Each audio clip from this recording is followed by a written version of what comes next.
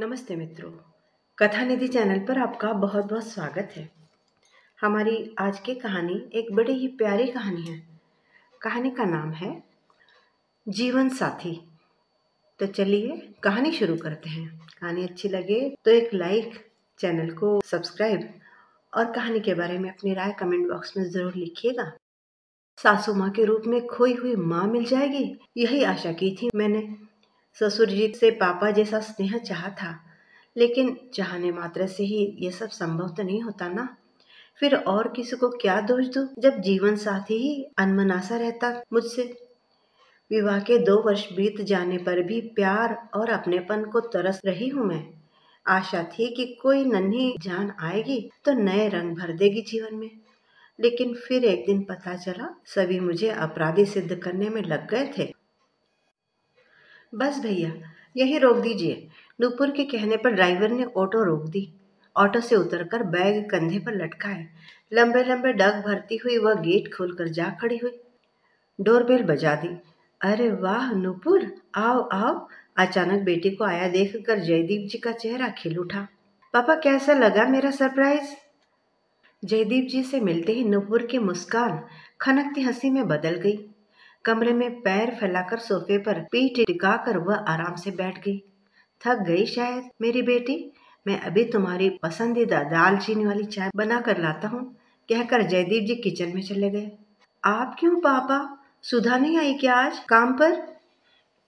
Nupur kitchen में जाकर पापा के पास खड़ी हो गई। अरे बेटा, एक जरूरी काम के सिलसिले में आज भोपाल के लिए निकलना था मुझे। सुधा तो इसीलिए जल्दी काम निपटा कर चली गई। वैसे मैं सोच रहा हूँ कि फ्लाइट की टिकट कैंसिल करवा दूँ। अब पापा आप चले जाइए, जल्दी वापस आ जाएंगे ना। मैं तो अभी कुछ दिन यहीं रहूंगी। नुपुर प्रसन्न दिखने का पूरा प्रयास कर रही थी। मैं 2 दिन में लौट आऊंगा।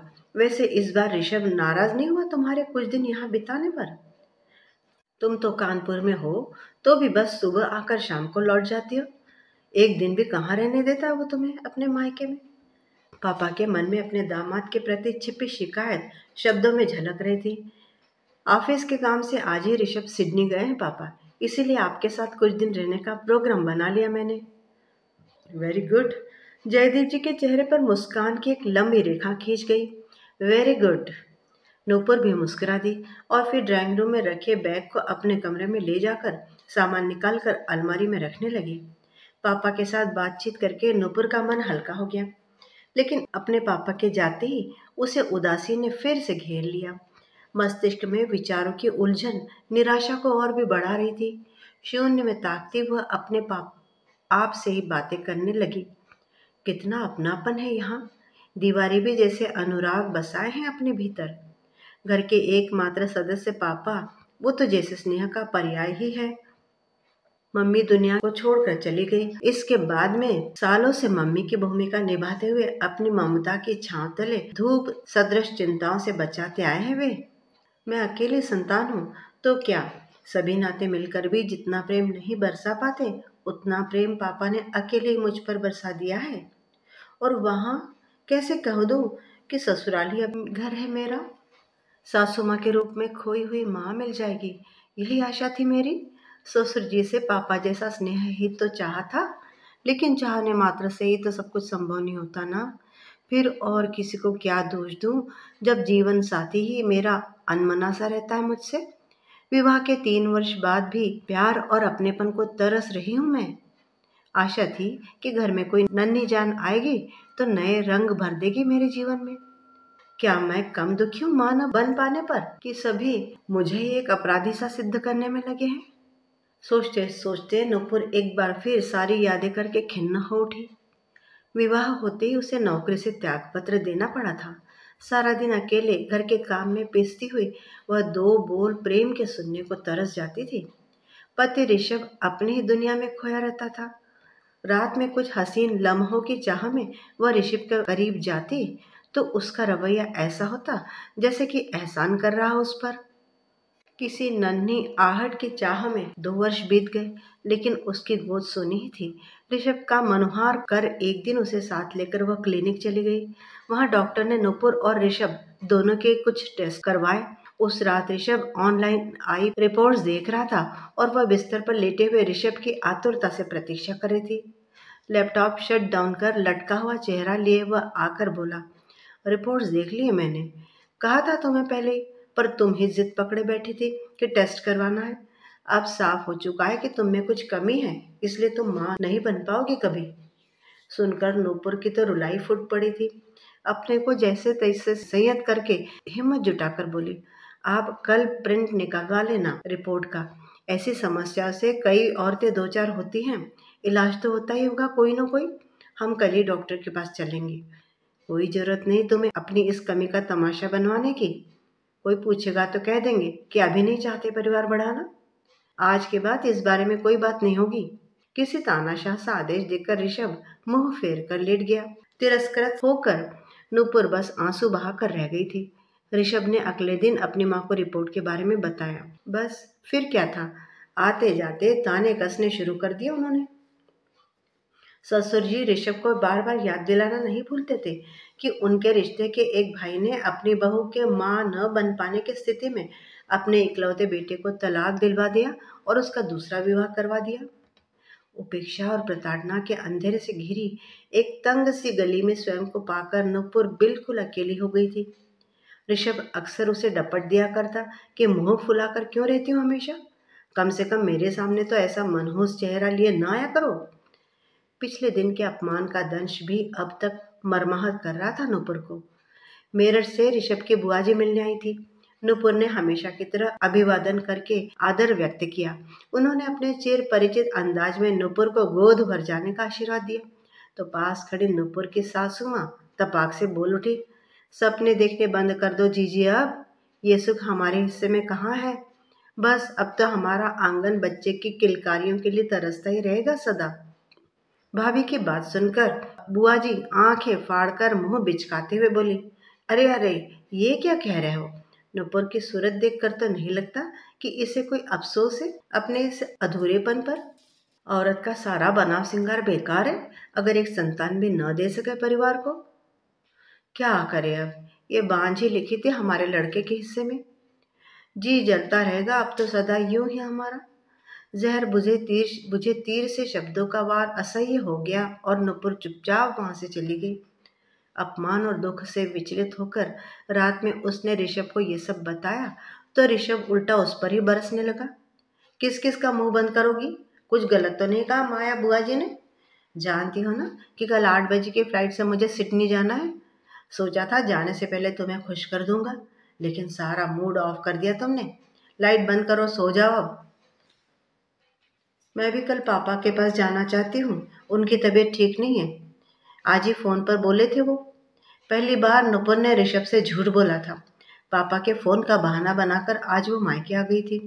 बचपन में जब कोई बात उसे विचलित करती थी तो पापा के थपकी देकर सुलाते ही सारा तनाव छूमंतर हो जाता था उसका। उसी थपकी की चाह में कुछ दिन पापा के साथ बिताने आई थी वह। एयरपोर्ट पहुंचकर जयदीप जी ने मैसेज भेजा तो टोन सुनकर नुपुर की सोच पर विराम लग गया। मैसेज पढ़ने के बाद किचन में जाकर वह अपने लिए मैगी बना लाई और वापस कमरे में आकर टीवी ऑन कर बैठ गई। किसी फिल्म में विवाह का दृश्य चल रहा था। नुपुर के 7 फेरों से पहले भी सुखमय भविष्य और मन को बांधने के प्रतीक के रूप में गठबंधन की रस्म अदा की गई थी। लेकिन हुआ क्या, ऋषभ के कंधे पर लटके दुपट्टे में बंधा गोल सिक्का कैसे तिरस्कार की टेढ़ी मेढ़ी आकृति में बदल गया वो जान ही नहीं सकी। वो तो कंटीली झाड़ियां ही चुभा रही है। हल्दी का सुनहरा रंग जीवन में चढ़ने की आशा पूरी होती उससे पहले ही विवाद ने अपने रंग बिखेर दिए थे उस पर। फूल सा उसका चेहरा जैसे खिलने से पहले ही मुरझाया सा लगने लगा था। अक्षत चावल के धवल दाने पति के अटूट प्रेम और सुख शांति देने के स्थान पर एक बोझ सा औपचारिक रिश्ता ही तो दे पाए थे उसे। मानसिक शांति तो अब एक सपना सी लगने लगी है। गठबंधन ने दोनों के मन को तो नहीं बांधा, मन के तारों को नहीं बांधा। हाँ, नूपुर के पाँव में जंजीर जरूर बंध गई थी जिसे न तो वह तोड़ पा रही थी और न ही अपने अस्तित्व को यूं कैद में देख पा रही थी। डोरबेल बजने से नूपुर सोच के दलदल से बाहर आ गई। दरवाजा खोला तो सामने अजीत को देखकर उसका मुरझाया मन खिल सा गया। अजीत उसके पड़ोस में ही रहता था। दोनों की दोस्ती पुरानी थी। वे एक ही स्कूल में पढ़े थे। बाद में उच्च शिक्षा के लिए अजीत बेंगलोर चला गया था। एमबीए करने के बाद नोएडा स्थित एक विदेशी कंपनी में बतौर मैनेजर वह कार्य कर रहा था। अजीत का एक पैर पोलियो के कारण बेहद कमजोर था। उस पैर में वह कैलिपर पहन कर रखता था, तभी उसका चलना फिरना संभव हो पाता था। अजीत के मन में नूपुर के लिए विशेष स्थान था, लेकिन इसका कारण नूपुर का अप्रतिम सौंदर्य या उसका पढ़ाई में अव्वल होना नहीं था।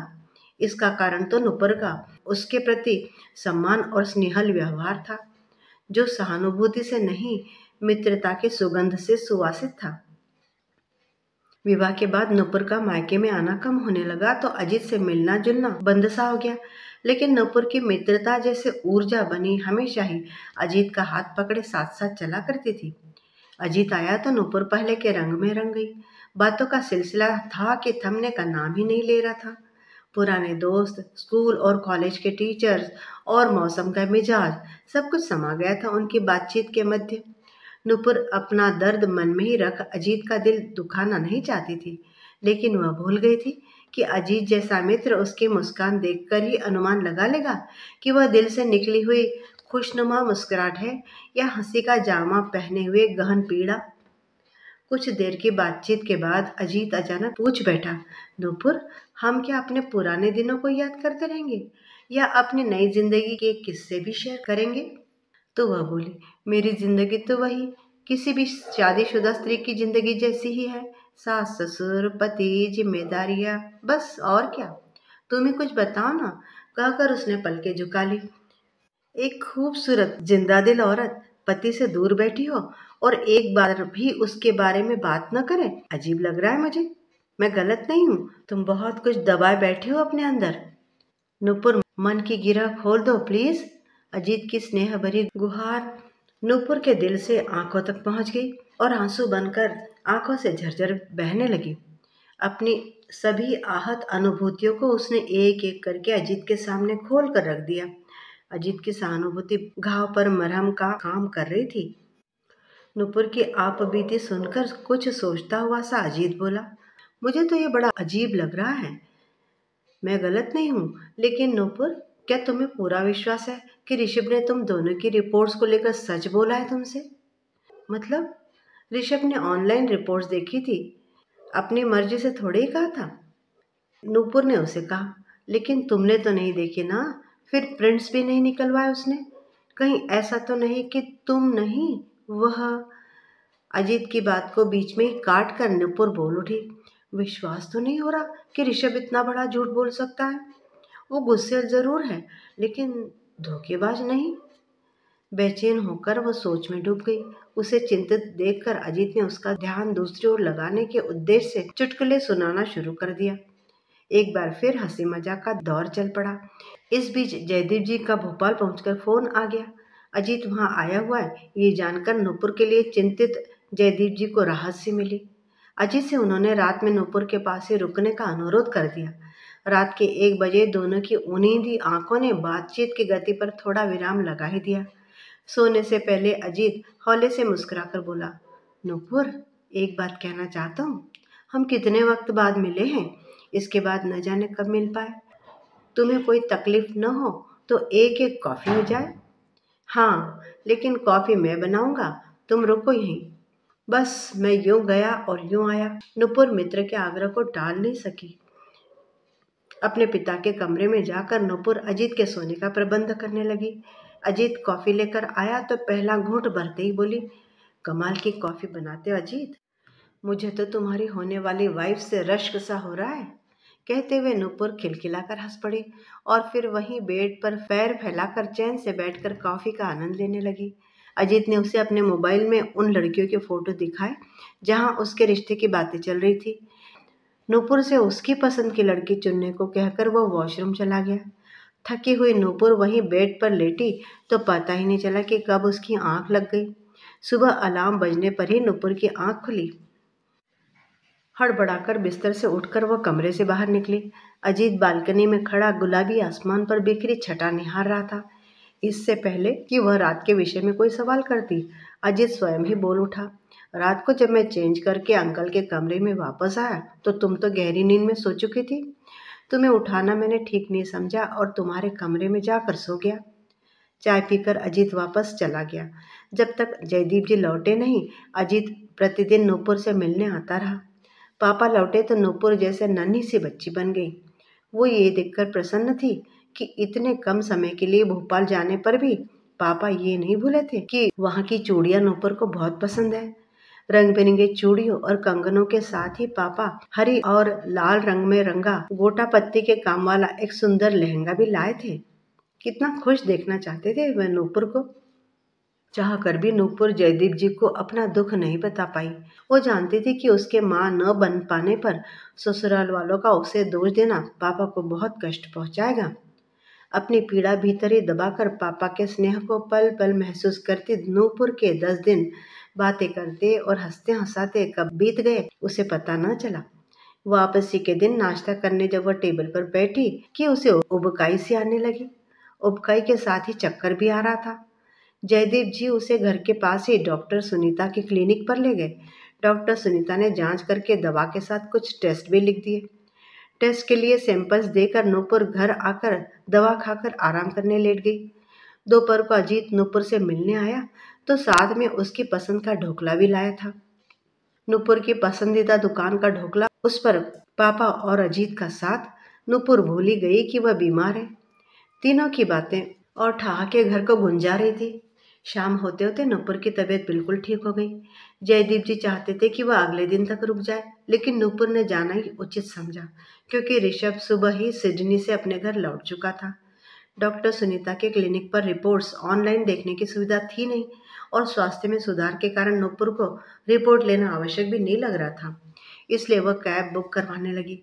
अजीत और जयदीप जी का मानना था कि रिपोर्ट एक बार देखनी जरूर चाहिए। नूपुर को लौटने में देर न हो जाए, इसलिए अजीत ने कहा कि वही क्लिनिक से रिपोर्ट लेकर उसका फोटो खींचकर नूपुर को व्हाट्सएप पर भेज देगा। कैब बुलाकर पापा और अजीत से विदा लेकर वह टैक्सी में बैठकर चली आई। नूपुर के ससुराल पहुंचने पर उसे अजीत का भेजा हुआ रिपोर्ट का फोटो भी मिल गया। जब नूपुर ने फोटो डाउनलोड करके देखा तो उसे अपनी आंखों पर विश्वास ही नहीं हुआ। रिपोर्ट तो यही बता रही थी कि वह गर्भवती है।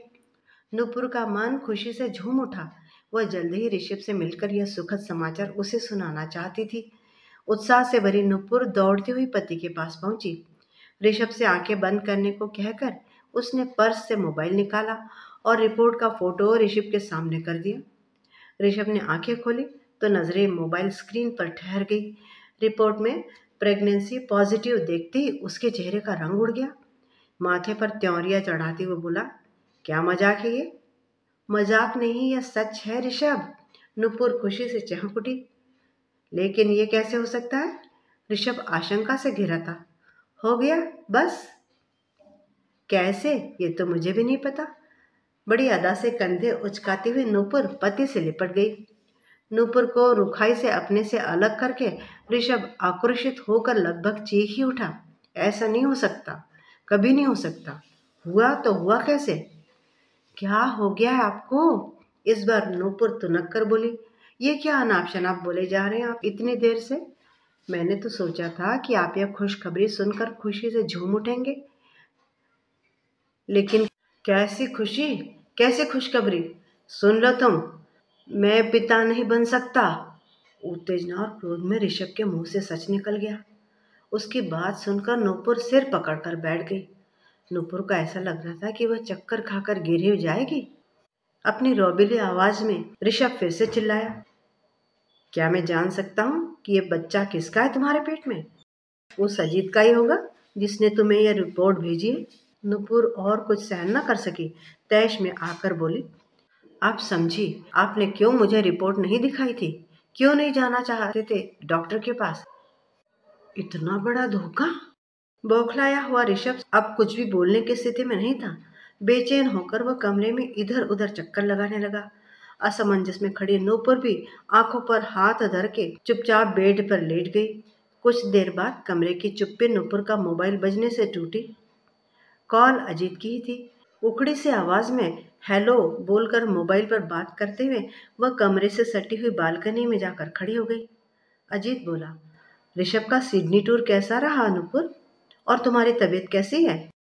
अरे तुमसे मैंने एक ज़रूरी बात बताने के लिए कॉल किया है। मैंने जिस रिपोर्ट को भेजा था ना, वो तुम्हारी नहीं है। पहले किसी और नुपुर की रिपोर्ट दे दी थी मुझे उन लोगों ने। अभी कुछ ही देर पहले मुझे क्लिनिक से फ़ोन आया, तो मैं दोबारा जाकर सही वाली रिपोर्ट लाया हूँ। अभी व्हाट्सएप पर तुम्हारी असली रिपोर्ट भेज रहा हूँ। कोई बड़ी बीमारी नहीं है, बस थोड़ा इन्फेक्शन हो गया था। ओह, मैं कुछ भी समझ नहीं पा रही थी कि आखिर ये हुआ क्या। हाँ, लेकिन उस गलत रिपोर्ट ने ऋषभ को बेनकाब कर दिया है, कहते हुए नूपुर ने पूरी घटना संक्षेप में अजीत को बता दी। अब ऋषभ को बता दो रिपोर्ट का सच, सब ठीक हो जाएगा, कहकर अजीत ने फोन काट दिया और असली रिपोर्ट नूपुर को भेज दी। फोन पर नूपुर की हताशा में डूबी आवाज सुनने के बाद अजीत चिंतित था, लेकिन उसे इस बात की प्रसन्नता भी थी कि ऋषभ को लेकर उसका अनुमान सही निकला और एक छोटी सी युक्ति लगाकर उस झूठ से पर्दा उठाने में वह सफल भी हो गया था। हुआ यूँ था कि शाम को जब अजीत नूपुर की रिपोर्ट लेने पहुंचा, तो जो रिपोर्ट उसे मिली उसे देखकर वह चौंक गया था। फिर रिपोर्ट पर मोबाइल नंबर और घर का पता देखा, तो वह नूपुर का नहीं था। अजीत समझ गया कि यह रिपोर्ट किसी और नूपुर की है।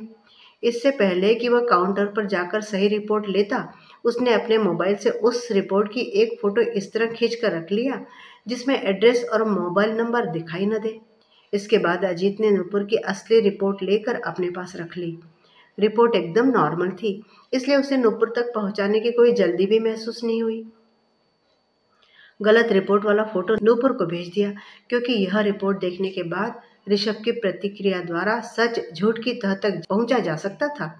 अजीत सही रिपोर्ट भेजने के बाद आशा कर रहा था कि ऋषभ अब शर्मिंदा होकर सच छिपाने के लिए नूपुर से क्षमा मांग लेगा और दोनों का वैवाहिक जीवन एक सुखद मोड़ ले लेगा। लेकिन ऐसा हुआ नहीं। ऋषभ को जब नूपुर ने बताया कि प्रेगनेंसी वाली रिपोर्ट गलत थी, तो निर्लज्जता और दोगुने वेग से वह नूपुर पर चिल्ला उठा। तो अब अपने दोस्तों के साथ मिलकर क्या मेरा मजाक उड़ाना भी शुरू कर दिया तुमने? न जाने क्या समझती हो अपने आप को। सिडनी में ही खुश था मैं, सोच रहा हूँ सब छोड़ छाड़ कर वहीं चला जाऊं। नूपुर का मन कड़वाहट से भर उठा। मन के चूर चूर होने की पीड़ा मुख पर साफ दिखाई दे रही थी। मन किया कि जोर से चीख उठे, मुंह से जैसे बोल अपने आप ही निकल पड़े। अपने किए पर शर्मिंदा होने की जगह आप मुझे, मेरे दोस्तों पर कीचड़ उछाल रहे हो। अब तक आपके व्यवहार को मैं आपका स्वभाव समझकर सहन करती आ रही थी, लेकिन आप तो पहले दिन से ही मुझे नीचा दिखाने के मौके तलाश रहे थे। क्या हो गया अगर पति पत्नी में से कोई भी संतान को जन्म देने में असमर्थ है? वह आप भी हो सकते थे या मैं भी हो सकती थी। रिश्तों का घटा जोड़ नहीं जानती मैं, लेकिन इतना समझती हूँ कि प्यार दिमाग से नहीं दिल से होता है। पति पत्नी का रिश्ता आपसे प्रेम पर ही टिका होता है, दिमाग का खेल नहीं चलता यहाँ। आप क्या छोड़ेंगे मुझे? मैं खुद आज ही अभी अपने पति पत्नी के नाम पर कलंक बन चुके इस रिश्ते से अपने आप को अलग करती हूँ। ऋषभ हक्का बक्का सा देखता रह गया और बैग लिए नूपुर उल्टे पांव मायके लौट आई। जयदीप जी भी क्या कहते, सब जानने के बाद चुप ही रहे। कुछ दिनों की जद्दोजहद के बाद उनका तलाक भी हो गया। अपनी योग्यता के बल पर नूपुर तो एक अच्छे से स्कूल में टीचर बन गई। बड़ी हिम्मत से उसने स्वयं को संभाला था, लेकिन मन में कहीं न कहीं एक रिक्तता का निरंतर अनुभव उसे होता रहता था। धीरे धीरे उसके वजूद पर छा रही वह उदासी उसकी उमंगों और खुशियों को लीलने लग गई। हो सकता है कि शायद वह धीरे धीरे डिप्रेशन में भी चली जाती, यदि उस दिन अजीत अपना दिल खोलकर उसके सामने न रख देता। अजीत ने कहा था, नूपुर, मैं तुम्हें कहने का कभी साहस नहीं जुटा पाया। हमेशा एक जुड़ाव सा महसूस होता रहा है मुझे तुम्हारे संग। कुछ कहना भी चाहा तो कभी तो अपाहिज भाव ने जैसे मेरी सारी हिम्मत छीन ली। फिर तुम्हारी शादी हुई तो मैंने जैसे तैसे अपने मन को संभाल लिया और हमेशा ही तुम्हें खुश देखना चाहा। अब भी तुम्हें जब मैं उदास देखता हूँ तो लगता है कहीं से खुशियों की गठरी बांध लाऊं और सब कुछ तुम पर निछावर कर दूं। अजीत बता रहा था। नूपुर एकदम से बोली, अपाहिज? क्या कह रहे हो अजीत? अपाहिज तो ऋषभ था, जिसकी सोच ही पंगु थी। काश अजीत, तुमने कुछ साल पहले यह बात बता दी होती मुझे। तुमने अपने मन को मेरे सामने खोल दिया होता। कहते कहते नूपुर का गला रूंध गया। अजीत ने नूपुर का हाथ अपने हाथ में लेकर कहा, तो नूपुर, अब भी क्या बिगड़ा है? क्या तुम मेरी जीवन संगिनी बनकर खुश रह सकोगी? नूपुर की आंखें ही नहीं, उसका मन भी भीग गया। लगा जैसे अजीत ने चाहत के दुपट्टे में सम्मान का सिक्का, उमंग की हल्दी, चावल के दानों सा विश्वास तथा आशा के फूल रखकर कसकर गांठ बांध दी हो और उसे नूपुर की कोमल भावनाओं की चूनर से बांध दिया हो। गठबंधन तो आज ही हो गया हमारा, कहकर नूपुर अजीत के गले लग गई। मित्रों, ऐसी सोच के लोग आज भी देखे जाते हैं हर जगह, जिन्हें अपनी कमियों को छिपाना अच्छा लगता है और दूसरे की कमियों को उछालना। अभी आपने सुनी कहानी जीवन साथी। उम्मीद करती हूँ कि अच्छी लगी होगी। एक लाइक और अपनी राय कमेंट बॉक्स में ज़रूर लिखिएगा और चैनल पर नए हैं तो चैनल को सब्सक्राइब भी ज़रूर कर लीजिएगा। कहानी सुनने के लिए धन्यवाद। आपका दिन शुभ हो।